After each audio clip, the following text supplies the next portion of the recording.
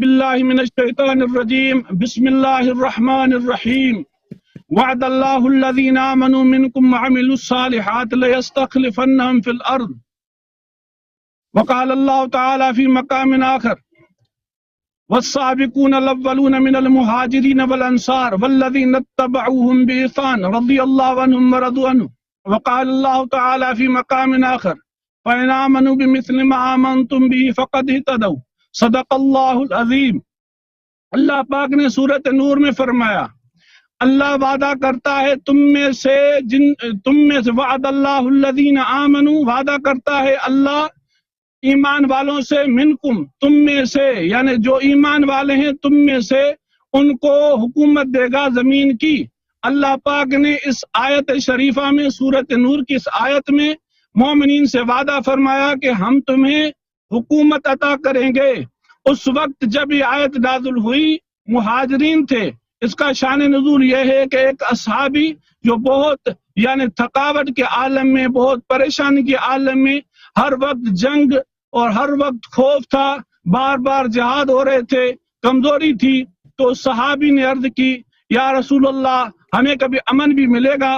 اس پر یہ آیت نازل ہوئی اے ایمان والو، اللہ کا وعدہ ہے تم میں سے جنہوں نے عمل کیے، وعد اللہ الذین آمنوا منکم وعملوا الصالحات لیستخلفنہم فی الارض، اللہ تمہیں زمین کی خلافت عطا کرے گا۔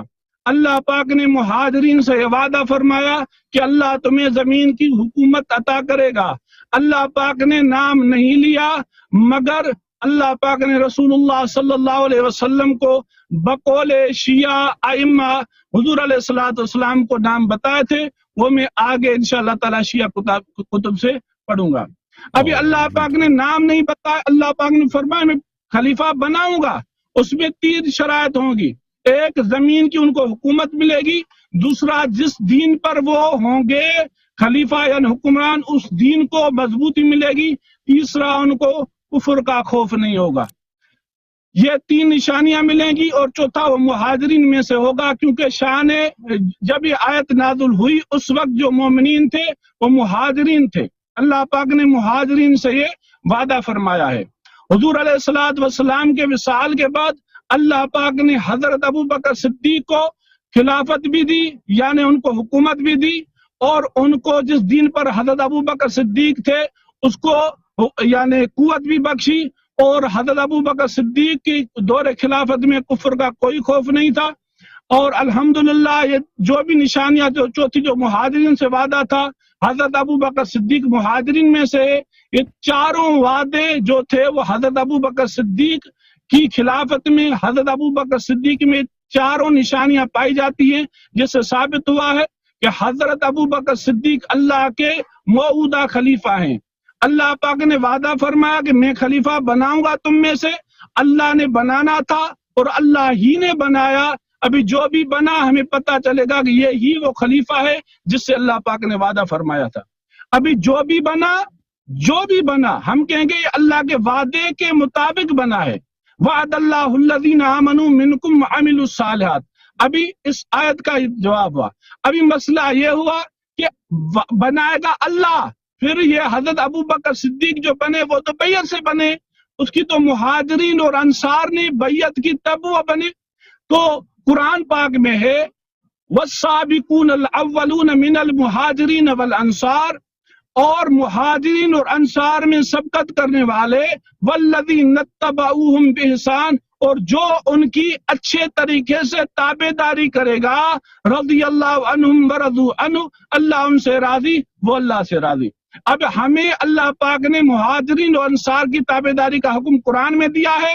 مہاجرین اور انصار سب کہہ رہے ہیں ابو بکر صدیق خلیفہ ہے، مہاجرین نے بیعت کی، انصار نے بھی کہی۔ اب ہم دیکھتے ہیں کہ مہاجرین بھی کہتے ہیں ابو بکر صدیق خلیفہ ہیں، انصار بھی کہتے ہیں ابو بکر صدیق خلیفہ ہے۔ تو والذین اتبعوہم، جو اب ہم ہیں تابع دار مہاجرین و انصار کے، قرآن پاک میں جو ان کی تابع داری کرے گا اللہ ان سے راضی وہ اللہ سے راضی، ہم ان کی تابع داری کرتے ہیں۔ جب مہاجرین انصار کہتے ہیں ہمارے خلیفہ ابو بکر ہیں، ہم بھی کہتے ہیں ہمارے خلیفہ ابو بکر ہیں۔ میرے ہاتھ میں یہ نہج البلاغہ کتاب ہے، جس کی میں عبارت بعد میں پڑھوں گا، جس میں لکھا ہوا ہے کہ حضرت علی المرتضیٰ فرماتے ہیں کہ خلیفہ بنانے کا اختیار مہاجرین اور انصار کو ہے۔ حضرت علی المرتضیٰ خود خلیفہ بنے، انہوں نے اسی طریقے سے خلافت کا اعلان کیا جس طرح حضرت ابوبکر صدیق، حضرت عمر فاروق خلیفہ بنے۔ حضرت علی المرتضیٰ نے مہاجرین سے بیعت لی، انصار سے بیعت لی، اور انہی اصولوں پر بیعت لی جن اصولوں پر حضرت ابوبکر صدیق، حضرت عمر فاروق، حضرت عثمان غنی رضی اللہ عنہم اجمعین نے بیعت لی۔ انہی اصولوں پر حضرت علی المرتضیٰ نے ان سے بیعت لی اور ایک خط لکھا حضرت امیر معاویہ کی طرف، جس میں واضح پیغام ہے اور تمام جو گورنر تھے ان کی طرف کہ میں نے بیعت لی مہاجرین و انصار سے جس طرح ابوبکر عمر عثمان نے لی، انہی اصولوں پر جن اصولوں پر انہوں نے لی۔ بلا شک بلا ریب شورا کا حق مہاجرین اور انصار کو ہے، جن کو وہ خلیفہ مقرر کر لیں، اس میں اللہ کی رضا ہے۔ حضرت علی المرتضیٰ کے اس قول کے مطابق مہاجرین و انصار کو خلیفے کا چننے کا اختیار ہے، اور جس کو وہ خلیفہ چن لے اس میں اللہ کی رضا ہے۔ بقول شیعہ کے عقیدے کے مطابق حضرت علی المرتضیٰ معصوم ہے اور ان کا قول ان کے اوپر حجت ہے۔ قرآن پاک کی آیت سے یہ حضرت علی المرتضیٰ کا قول مماثلت رکھتا ہے، تشریح کرتا ہے، اس سے اور بات واضح ہو جاتی ہے۔ اور تیسری بات میں نے پہلے کہا کہ شیعہ کے کتب میں لکھا ہوا ہے کہ اللہ پاک نے حضور علیہ السلام کو نام بتائے تھے، کن کے نام؟ کہ میرے بعد خلیفہ کون بنیں گے۔ یہ میرے ہاتھ میں تفسیر قمی ہے، اس میں آگے تو ایک تفصیل یعنی انہوں نے کی ہے جس میں صحابہ کرام کے انہوں نے معاذ اللہ ثم معاذ اللہ گستاخی کی ہے۔ اس تفسیر قمی اور صفحہ نمبر 376 اس میں لکھا ہوا ہے ان ابا بکر یلی الخلافت بعدی ثم من بعد ابوک۔ اس میں ہے کہ حضرت حضور علیہ السلام نے حضرت حفصہ کو ایک راز کی بات بتائی، قرآن پاک کی آیت میں ہے سورۃ تحریم میں کہ حضور علیہ السلام نے اپنی زوجہ کو حضرت حفصہ کو ایک راز کی بات بتائی۔ راز کی بات کیا تھی؟ کہ میرے بعد ابو بکر خلیفہ بنیں گے اور اس کے بعد آپ کے ابو یعنی حضرت عمر فاروق۔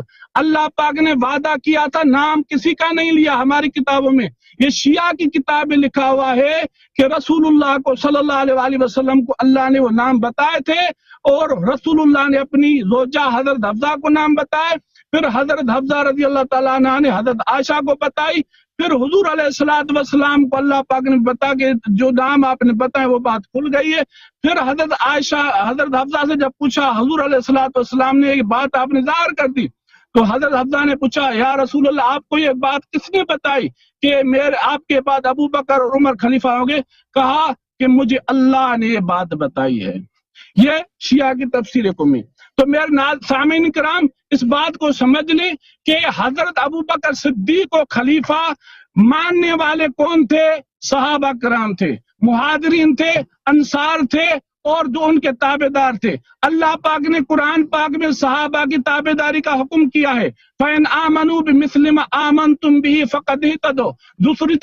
دوسری جگہ ہے وَالسَّابِقُونَ الْأَوَّلُونَ مِنَ الْمُهَاجِرِينَ وَالْأَنصَارِ وَالَّذِينَ اتَّبَعُوهُمْ بِإِحْسَانٍ۔ ایک جگہ ایمان لاؤ صحابہ کی طرح، دوسری جگہ ہے یعنی مہاجرین اور انصار کی تابع داری کرو، تیسری جگہ ہے اولئک هم الراشدون، یہ صحابہ سیدھے راستے والے ہیں، تیسری جگہ اولئک هم الفائزون، یہی کامیاب ہیں۔ یعنی حضور علیہ السلام کے صحابہ کرام جو حضور علیہ السلام کے شاگرد ہیں، مہاجرین انصار جو جنتی ہیں۔ قرآن پاک میں ہے سورۃ حج والذین ہاجروا فی سبیل اللہ ثم قتلوا او ماتوا لیرزقنہم اللہ رزقا حسنا۔ اللہ پاک نے فرمایا جس نے بھی اللہ کی راہ میں ہجرت کی پھر وہ شہید کیا جائے یا اپنی موت مرے، ان کے دنیا چھوڑنے کی دیر ہے، جنت میں جانے کی دیر ہی نہیں۔ تمام مہاجرین کہتے ہیں ابو بکر صدیق پہلے خلیفہ ہیں، وہ جنتی ہے، قرآن سے ثابت ہے، تو جنتیوں کی بات جھوٹی نہیں ہو سکتی۔ الحمدللہ میں نے آپ کے سامنے جو آیات پڑھی ہیں اور جو آپ کی کتابوں سے جو حوالے دیے ہیں، آپ ٹو دا ٹاپک بات کرنا، ٹاپک سے باہر نہیں جانا. وما علینا الا البلاغ المبین. تھینک یو میرے بھائی, تھینک یو سر.